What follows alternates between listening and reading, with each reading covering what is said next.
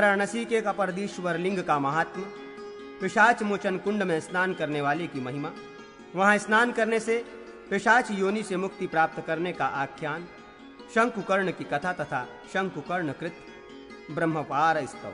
सूत जी बोले, मुनियों से इस प्रकार कहकर बुद्धिमान व्यास जी देवाधिदेव त्रिशूली भगवान शंकर के कपर्दीश्वर नामक अव्यय लिंग का दर्शन करने गए। ब्राह्मणों, वहां पिशाच मोचन तीर्थ में स्नान कर विधि पूर्वक पितरों का तर्पण कर उन्होंने त्रिशूल धारण करने वाले शंकर की पूजा।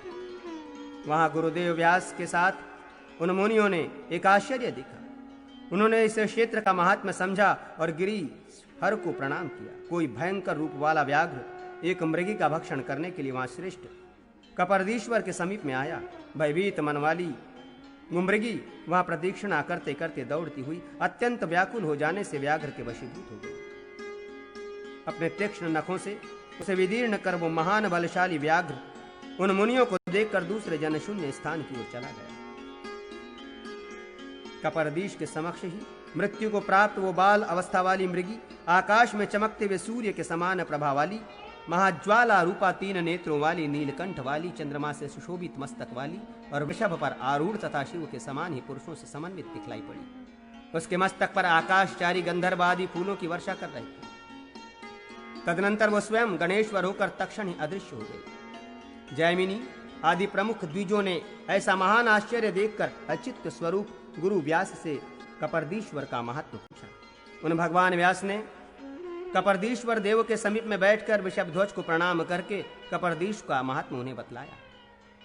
ये देव का वही श्रेष्ठ कपर्दीश्वर नामक लिंग है जिसका स्मरण मात्र करने से ही स्मरण करने वाले का अशेष पाप समूह शीघ्र ही नष्ट हो जाता है। वाराणसी में निवास करने वाले लोगों के काम, क्रोध आदि दोष और सभी विघ्न कपर्दीश्वर का पूजन करने से विनष्ट हो जाते हैं। इसलिए श्रेष्ठ कपर्दीश्वर का सदा ही दर्शन करना चाहिए, प्रयत्न पूर्वक पूजन करना चाहिए और वैदिक स्रोतों से उनकी स्तुति करनी चाहिए।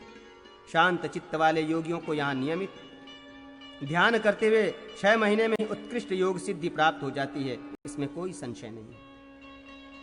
यहाँ समीप में स्थित पिशाच मोचन कुंड में स्नान कर इस लिंग का पूजन करने से ब्रह्महत्या आदि सभी पाप नष्ट हो जाते हैं। ब्राह्मणों, प्राचीन काल में शंकुकर्ण नाम से प्रसिद्ध कठोर व्रत वाले तपस्वी ने इस क्षेत्र में शंकर की पूजा की थी। वो रात दिन प्रणव एवं ब्रह्मस्वरूप रुद्र का जप करता था। निष्ठापूर्वक दीक्षा ग्रहण कर वो योगात्मा पुष्प, धूप आदि से तथा स्त्रोत्र, नमस्कार एवं प्रदक्षिणा के द्वारा पूजा करता हुआ वहां रहने लगा। किसी दिन उसने भूख से व्याकुल इस अस्थि एवं चर्म से व्याप्त शरीर वाले और बार बार सांस ले रहे एक आते हुए प्रेत को देखा। उसे देखकर उस श्रेष्ठ मुनि ने अत्यंत कृपा से युक्त होकर उससे कहा, आप कौन हैं? कहां से इस देश में आए हैं? क्षुधा से पीड़ित पिशाच ने उससे कहा, पूर्व जन्म में मैं धन धान्य से संपन्न, पुत्र पौत्रादिकों से युक्त, परिवार के भरण पोषण में उत्सुक रहने वाला एक ब्राह्मण था, किंतु मैंने न कभी देवताओं की पूजा की, न गायों की और न अतिथियों की। मैंने कभी छोटे से भी छोटा पुण्य नहीं किया। एक बार की बात है कि वाराणसी में मैंने वृषभ वाहन भगवान विश्वेश्वर देव का दर्शन किया, स्पर्श किया और उन्हें नमस्कार किया। तदनंतर बहुत थोड़े ही समय के बाद मेरी मृत्यु हो गई। हे मुने, इसी पुण्य के कारण मुझे यम के भयानक मुख को नहीं देखना पड़ा, पर इस प्रकार की पिशाच योनि से प्राप्त कर भूख और प्यास से व्याकुल मैं वाराणसी में ही भटक रहा हूं। इस समय मुझे हित और अहित का कुछ भी ज्ञान नहीं। प्रभु, मेरे उद्धार का यदि कोई उपाय आप देखते हो तो कहें। आपको नमस्कार है, मैं आपकी शरण में आया हूं। ऐसा कहे जाने पर शंकुकर्ण ने पिशाच से कहा, तुम्हारे समान इस संसार में श्रेष्ठ पुण्य कर्म करने वाला और कोई नहीं है। जो कि तुमने पूर्व काल में विश्वेश्वर भगवान शिव का दर्शन किया, उनका स्पर्श किया और वंदना की, फिर संसार में तुम्हारे समान और कौन हो सकता है? उस कर्म के परिणाम स्वरूप ही तुम इस स्थान पर पहुंचे। अब तुम एकाग्र मन होकर इस कुंड में शीघ्र स्नान करो, जिससे इस कुत्सित पिशाच की योनि से तुम शीघ्र ही छुटकारा प्राप्त कर सको। दयालु मुनि के ऐसा कहने पर उस पिशाच ने देवश्रेष्ठ त्रिलोचन अनुशास्ता भगवान कपर्दीश्वर का स्मरण कर मन को एकाग्र करते हुए कुंड में स्नान किया। तदनंतर स्नान किया हुआ वो मुनि के समीप ही मृत्यु को प्राप्त हो गया और पुनः सूर्य के समान प्रकाशित विमान में स्थित हो वो दिव्य आभूषणों को धारण किए तथा चंद्रमा के चिन्ह से सुशोभित सुंदर मस्तक से युक्त पुरुष के रूप में दिखाई पड़ा। वो आकाश में स्थित रहने वाले रुद्रों अप्रमेय योगियों तथा बालखिल्य आदि ऋषियों से चारों ओर से आवृत्त होते हुए उसी प्रकार सुशोभित होता रहा जिस प्रकार सभी देवताओं के भी देवता सूर्य देवता उदय काल में दिखलाई पड़ते हैं। आकाश में सिद्ध तथा देवताओं के समूह उसकी स्तुति कर रहे थे।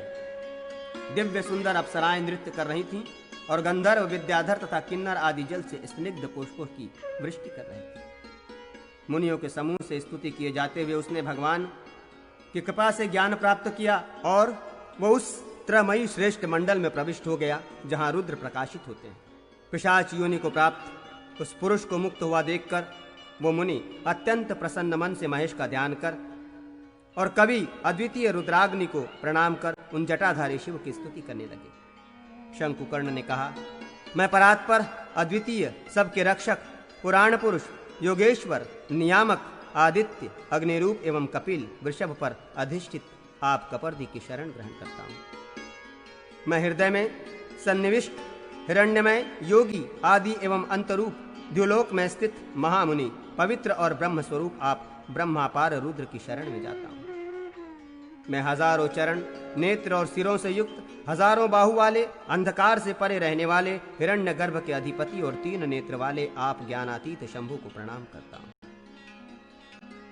जिसने संसार की उत्पत्ति तथा विनाश होता है, जिन शिव ने इस संपूर्ण विश्व को आवृत्त कर रखा है, उन्हीं ज्ञानातीत भगवान ईश को प्रणाम कर मैं उनके नित्य शरण ग्रहण करता हूं। मैं अलिंग निराकार और आलोक रहित रूप वाले स्वयं प्रभावान चित्त शक्ति के स्वामी अद्वितीय रुद्र रूप ज्ञान से अतीत तक आप परमेश्वर को नमस्कार करता हूं, क्योंकि आपसे भिन्न अन्य कुछ है ही नहीं।